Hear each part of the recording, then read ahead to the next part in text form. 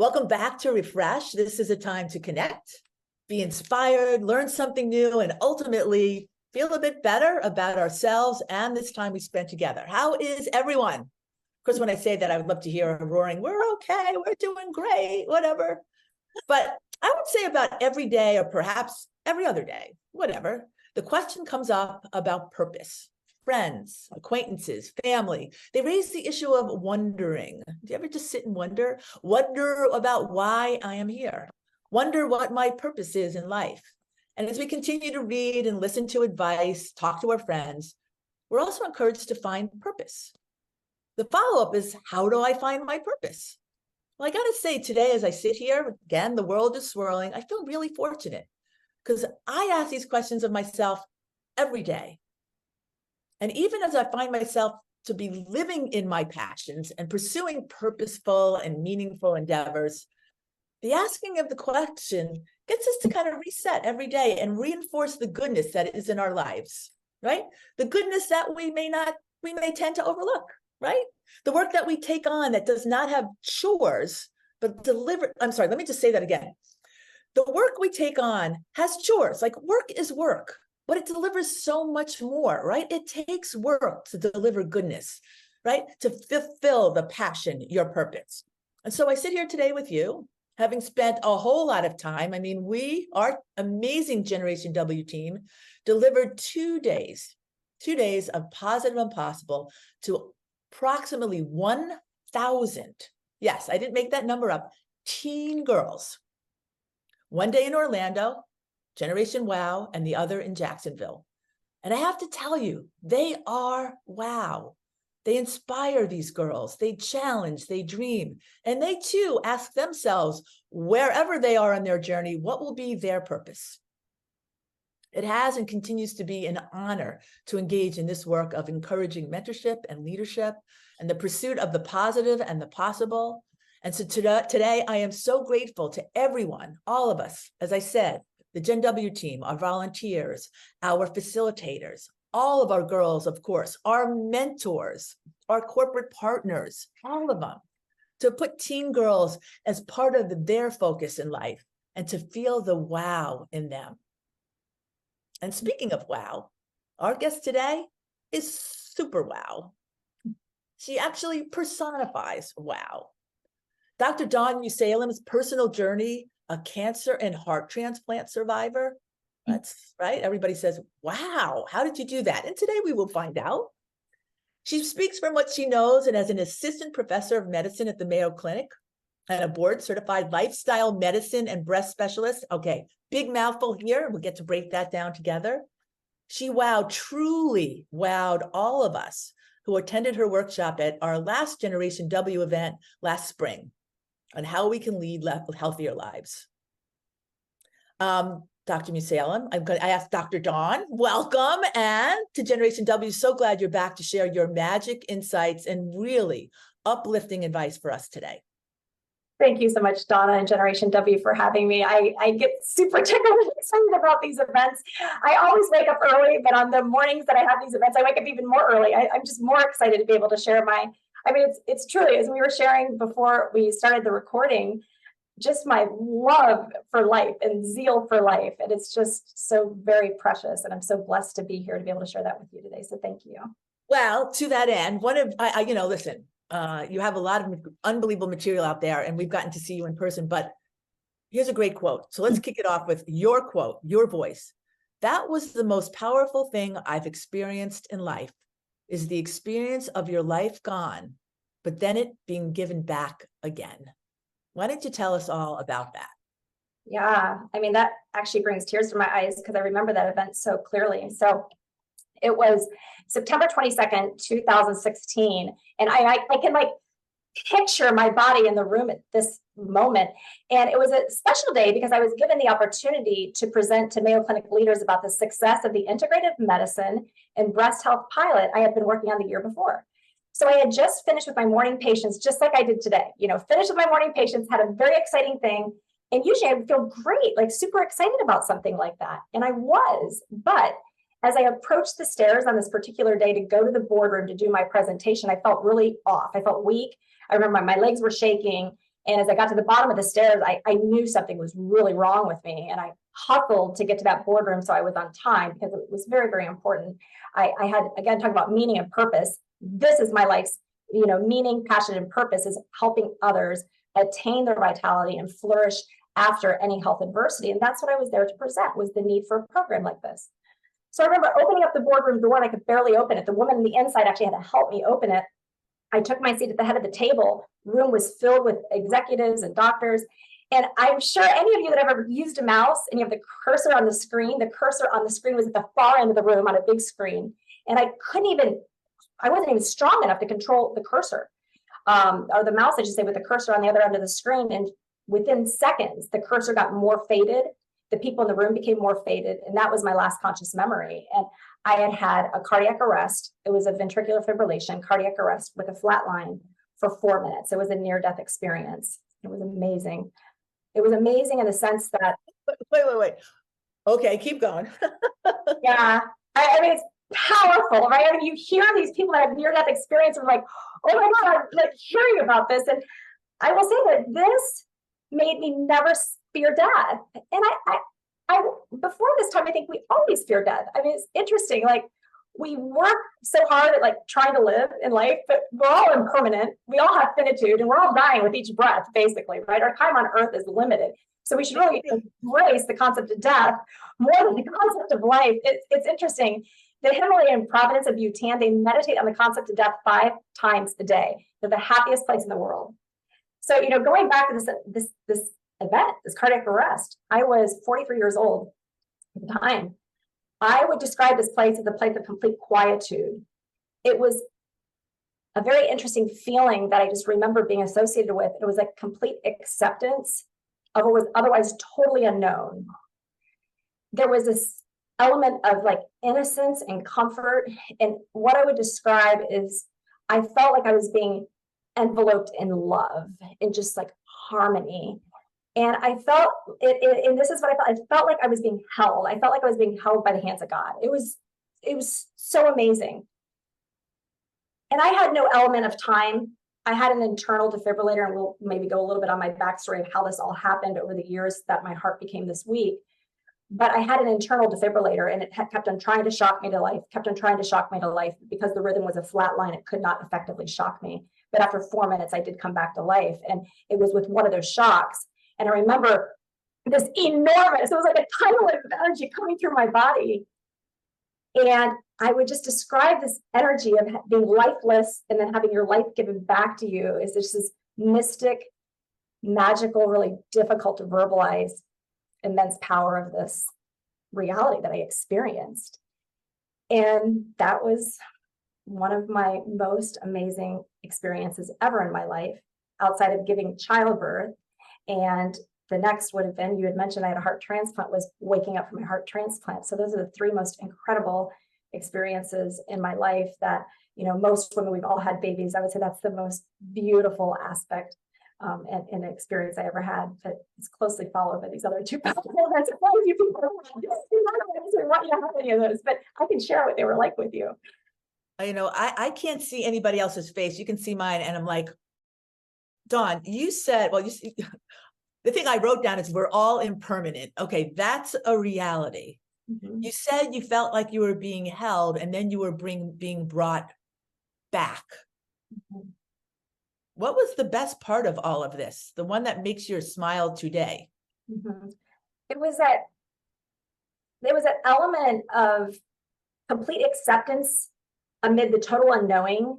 And it was an element because there was something much bigger than me. And I have strong belief in spirituality, and my belief is that in God, and that I was being held by this comfort and knowing that life after what we know it on earth is something very safe and welcoming and very harmonious and glorious and very accepting. And people say, was there a white light? I don't remember any of that. I just remember this state of existence that was so pure and innocent and warm and loving that no one would ever fear it. That's what I would say.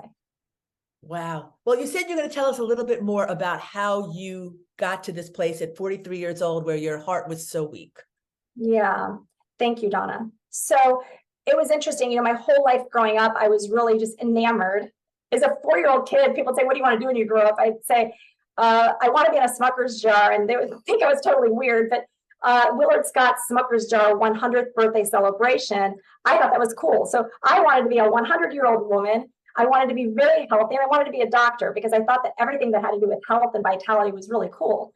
So I lived a very healthy lifestyle growing up, and my life was beautiful. I had an amazing family.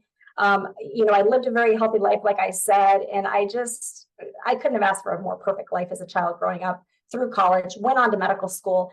A few weeks into medical school, I wasn't feeling good. Saw several doctors. They said it was asthma. One doctor even said it was in my head.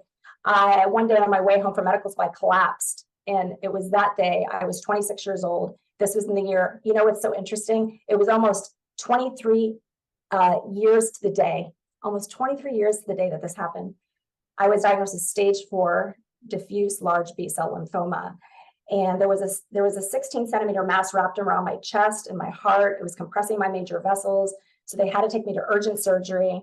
They had to start immediate chemotherapy. And my chances of surviving this very hard cancer back then were doing much better with research and with advancements for treating this cancer. But back then, it was a very difficult cancer to treat. So they had said, you need to quit medical school. You're not going to be able to have a child.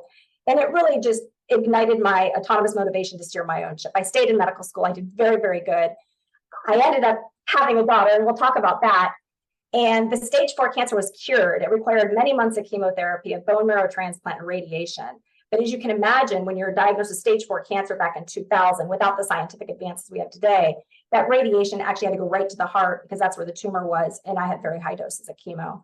So it ultimately, several weeks after my daughter was born, I went into cardiogenic shock in 2003 as a result of all these previous treatments I had had for my cancer. So I developed dilated cardiomyopathy suspected from the chemotherapy, radiation, restrictive heart disease as well. And then there was this peripartum element that some women can also develop heart failure. So it was kind of like this multi-pronged etiology to my heart failure.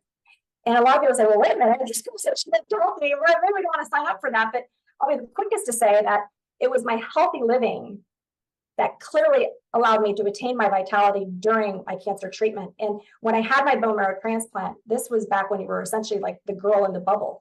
You were in the hospital for many, many weeks, and you were not allowed to leave that room. I remember looking out and seeing everyone else so sick, and I describe it as they were dying in an effort to stay alive. And I attained my vitality without pause. Every single sense was so elevated. My life was in this beautiful place of existence that I would never, ever have traded that experience in. It taught me so much about the preciousness of life and how to just embrace every single human experience that we would ever have. Phenomenal. So yeah, stage 4 cancer was fine. I beat it. I was cured. But then we had this big problem. We had to deal with this heart failure. Became a patient at Mayo Clinic, and they filled literally my heart with hope. They treated with medications for many years, procedures. And then I got to this point, I had heart failure from 2003. Fast forward to that cardiac arrest in 2016. I had bumps in the road that whole time. And in fact, the hardest part of my journey was in between that 2003 and 2016. And my husband actually died unexpectedly. What? Yeah, and that's not something I talk about when I present, but that was really the most challenging thing. And I think what I share with people is when we have disease ourselves, we have such innate internal strength to lean in on. But, my journey should never make someone else feel weak in their own journey, because I believe I was given a lot of God-given talent or God-given resilience and gifts to be able to kind of get through this. But when my husband died, it was crushing. It was so difficult to go through that, especially with a young baby. She was about 5 at the time. So she wasn't necessarily a baby, but it was just so challenging. And I just think, that transformative power of grief and suffering and pain, whatever it may be, can move us, beyond just merely coping with hardship, and instead just really transcend into this life of renewal. And that's when my husband passed away. I would say that I really strengthened in my faith and spirituality, because I had to believe that he was someplace safe, that he was in heaven and he was going to be okay, and that he would watch over my daughter and I. And that's what worked for me, but it was very difficult. You just don't know what to do when you're a young woman and you go through that. And I had a major health issue, worried that my daughter would maybe lose both of her parents. So then, it was tough after he died. I was able to go back to work and do all the things I needed to do, but then I faced this big challenge in 2016. And then in 2016, the doctors at Mayo Clinic knew that my heart was getting much more weak. We tried several more procedures to see if there would be a way to give me a little bit more time with this heart. But in 2019, it just got more and more difficult. The last procedure they tried actually led to a stroke that went to the left eye, and I lost vision out of part of that eye. So the heart failure journey is tough, especially for younger people. It's hard for older people, but it's really hard for younger people. I just describe it as I felt like my life was shackled with this disease. No one would have known it externally. You look normal, you look healthy, but man, it was so difficult to just live at that higher vibrational energy that I like to live at. I'm a high energy woman. And it was you are vibrating today, Dr. Dawn. I can tell you that. In 2019, I was listed for heart transplant. And, it's interesting. 95% of Americans believe in organ donation, but only 58% register. And that's a huge problem.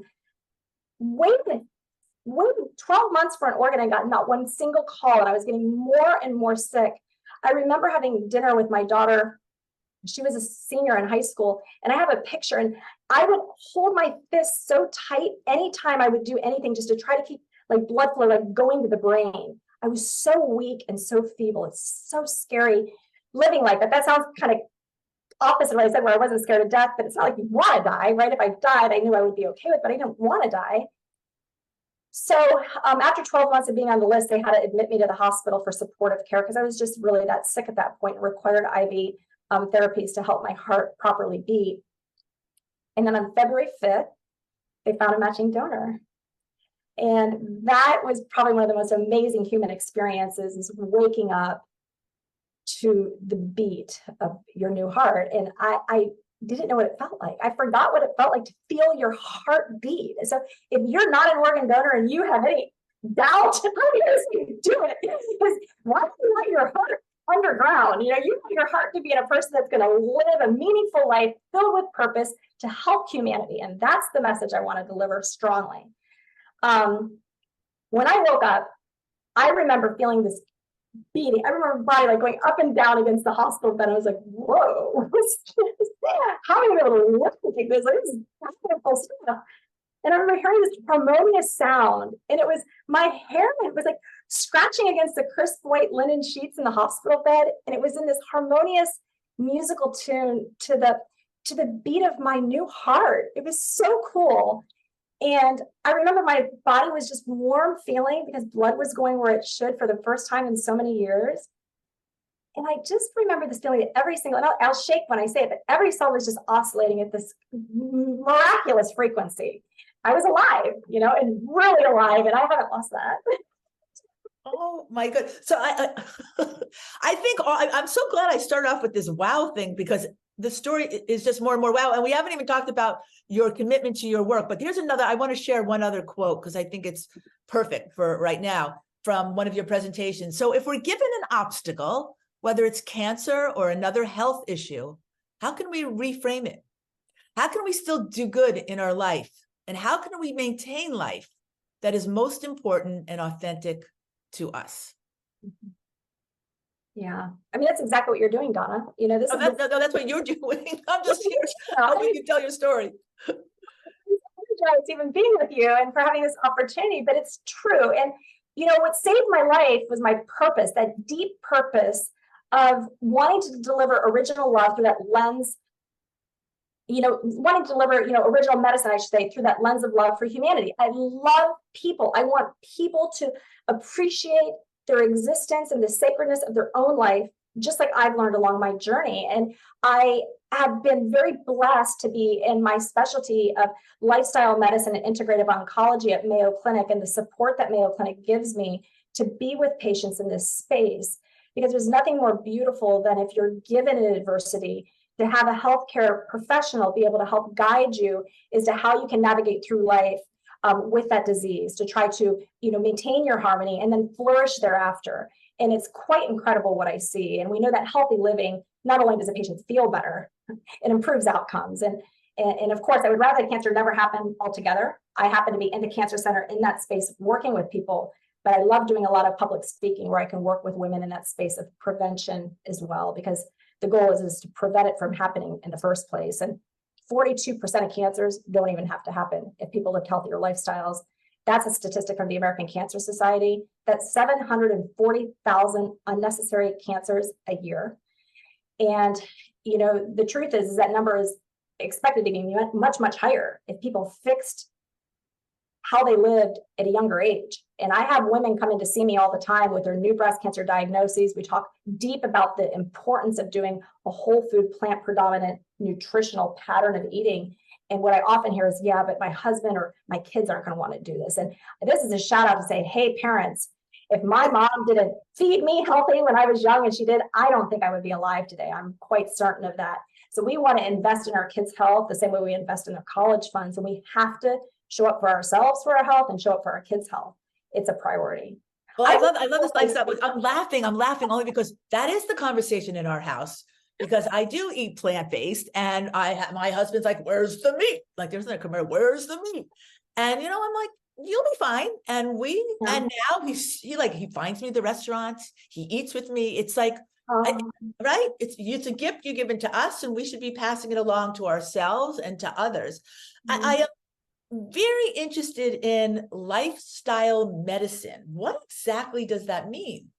Yeah, so, you know, lifestyle medicine, you know, the American College of Lifestyle Medicine is who I'm board certified through. And lifestyle medicine is really a way of approaching patient care to help to mitigate chronic diseases. And it is really interesting. I would say the biggest aspect of those pillars is nutrition. But let me go over the 6 pillars of lifestyle medicine. So the first is eating healthy, as you would expect. Like we know we should eat healthy. We all have that knowledge, but understanding the why behind that is critical.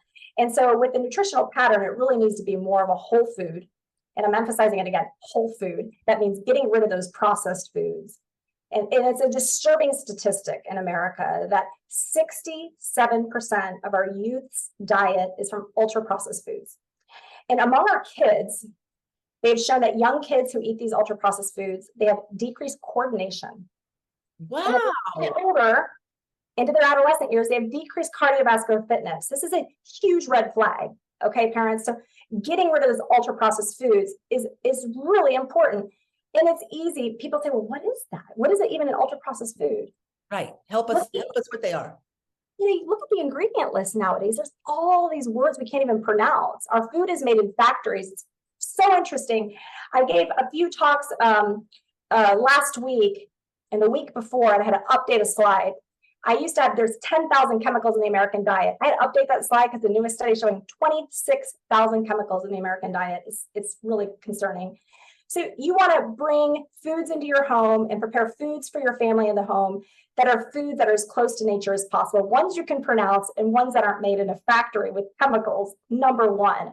So whole food, plant predominant.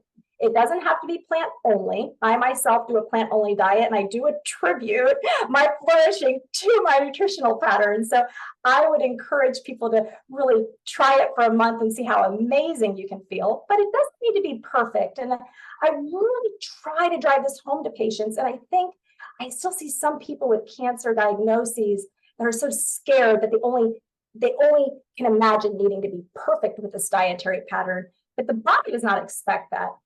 80 to 90% perfect is perfect. So know that. So that's like 3 to 6 things a week you can have that really don't count.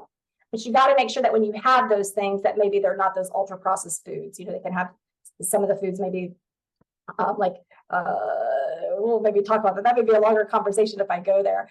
But maybe more of red meat once in a while, or having a piece of chicken once in a while, those sorts of things. I do try to minimize animal protein and lean more on plant protein. Welcome. You're with Refresh.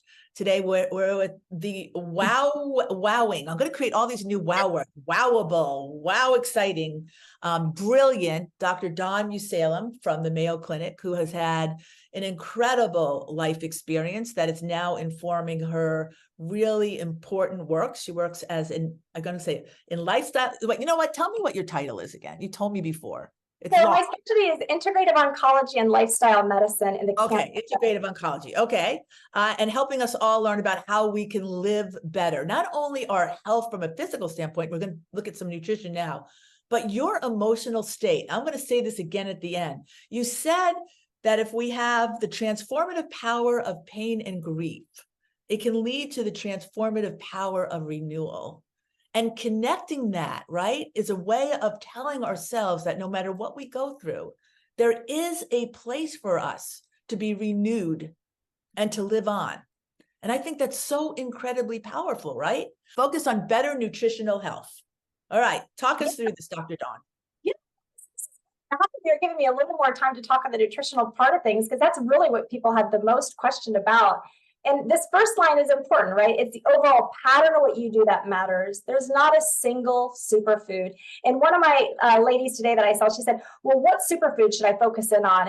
And I showed her a slide, and it was all plant foods. You know, we know that trying to get those 5 servings of vegetables and fruits a day is so critical. But we know the majority of Americans don't get anywhere near close to 5 servings of vegetables and fruits a day.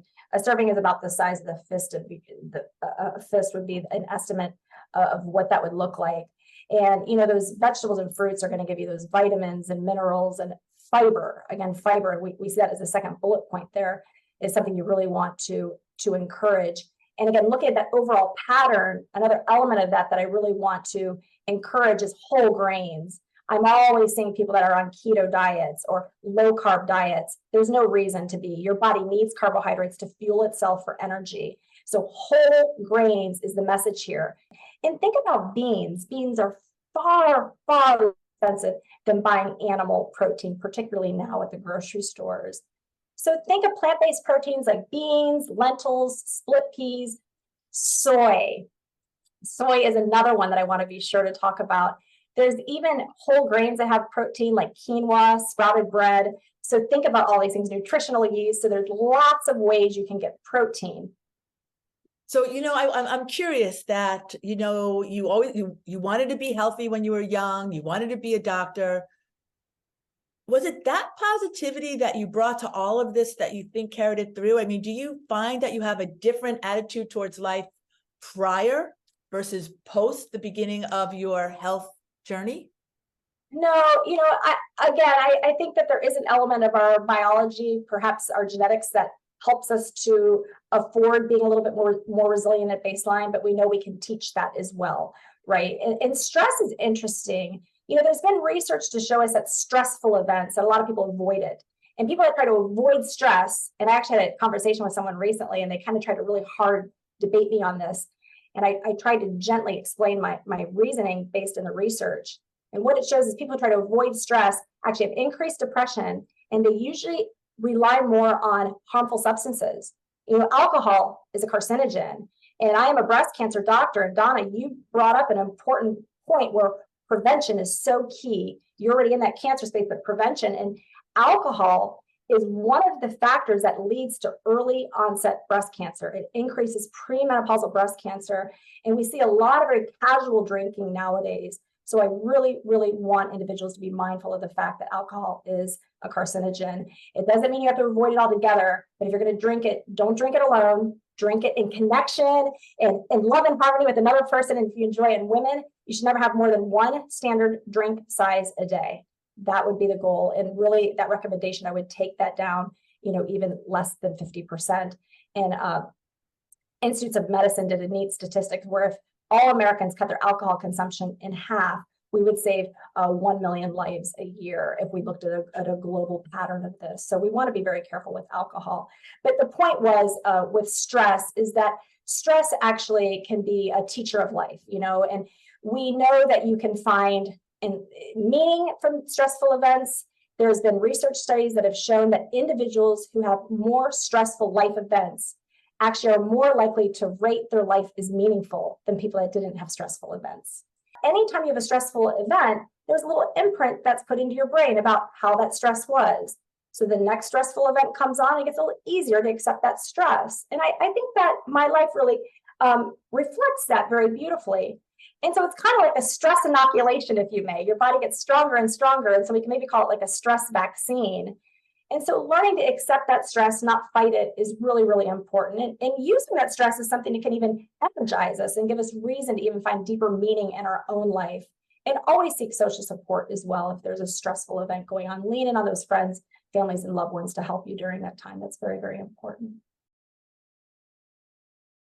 Let me ask you this, because we're nearing the end of our time, Dr. Dawn. What do you think is the best advice for all of us to have a meaningful, full life?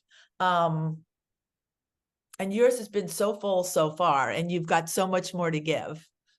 Yeah. I mean, I think the most important thing with life is to have love and connection with others, with your family and with your friends. You know, that's what life is all about, is being there for others and just really extending that love. Beyond that, we need to be sure to, you know, show up for ourselves and take good care of ourselves as well. And that's why I love lifestyle medicine, because one of the pillars of lifestyle medicine is connections. And so it's that horizontal connection of connecting with other people, but also that vertical connection of even having that connection to something bigger than ourselves. And then beyond that, just that basic healthy living, eating healthy, moving our body, getting enough sleep, avoiding toxic substances like the alcohol and tobacco, like we mentioned briefly. And did I say getting enough sleep? I don't think I said getting enough sleep. So getting enough sleep and managing our stress, like we talked about also today. So just that overall concept of living healthy in a way that's accepting and harmony. We don't want to do anything when it comes to our health that's turbulent and miserable.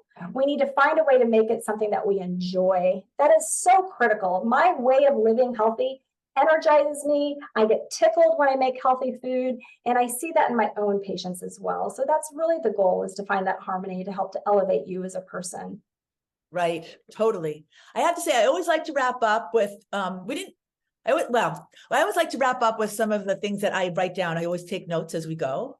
Again, I want to go back to your comment about transformative power of pain and grief and strife, even being translating to a transformative power of renewal. Holding on to that is very powerful for me, and perhaps for many others as well. I love when you talk about the beat of your new heart. And I think there's kind of this symbolism there that, you know, we live life and we get set back, but we come back, and every time we do, we still have a beat of a new heart, right? A heart that's been informed perhaps by other things, and it keeps us going. Yours was, you know, obviously the physical aspect of it too, but I thought there was something so beautiful about the beat of a new heart.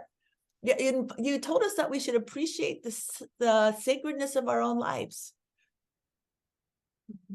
Isn't that true? And I also love this one, because I definitely am glad to know that all the stress I bring on my own is a teacher and that we can grow from it, right? And that ultimately love and connection is the most important thing. And that's why we do Refresh. And that's why we are privileged to spend time with you, Dr. Dawn, and all of the people who join us, because this is about love and connection and sharing stories and all those things. So I just want to say thank you. And Doctor, if you'd like to leave us with the closing remark, I want to thank everybody. It's just been remarkable, and wow. Thank you so much for allowing me to participate in this wowing, because I feel very wowed and energized after that.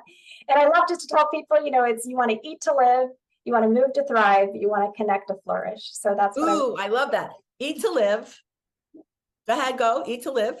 Move to thrive. Got it. Connect to flourish. So I'm going to leave you today. Thank you so much, everyone, especially you, Dr. Dawn. Eat to live, move to thrive, connect to flourish. Be well, everybody. Bye-bye. Stay healthy.